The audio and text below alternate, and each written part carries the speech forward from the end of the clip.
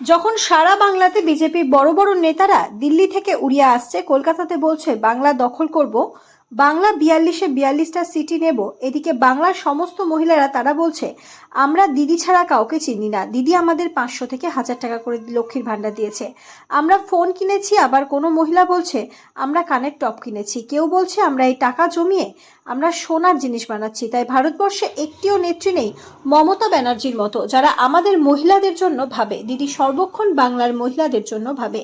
তাই বাংলার মহিলারা দুহাত ভরে মমতা ব্যানার্জির দল তৃণমূল কংগ্রেসকেই ভোট দেবে এবং 42টি সংসদ দিদির হাতে তুলে দেবে, একথা বাংলার মহিলারাই বলছে।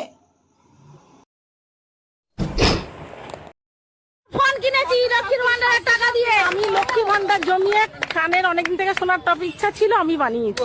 2024-এ মোদি নাকি মমতা? মমতা। 2024-এ মোদি নাকি মমতা? মমতা ব্যানার্জি অবশ্যই। কেন মমতা কেন?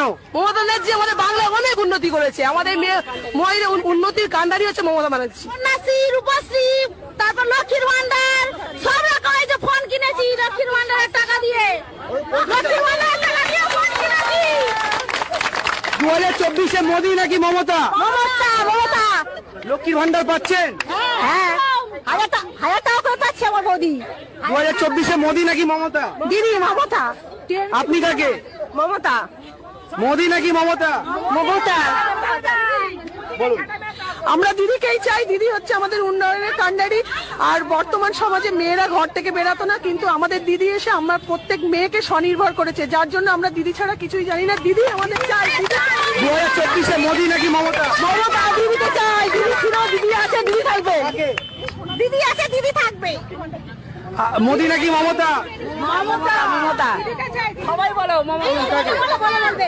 বাংলার মানুষের লক্ষ্মীর ভান্ডারের চেয়ে বড় সুকন্যাদের স্কুল পড়াশোনা হচ্ছে সব থেকে ভালো মানুষের হলো মেডিক্লেম, যেটা আমরা আগে সরকারি হসপিটালে একটা বেড পেতাম না, একটা ডাক্তার পেতাম না।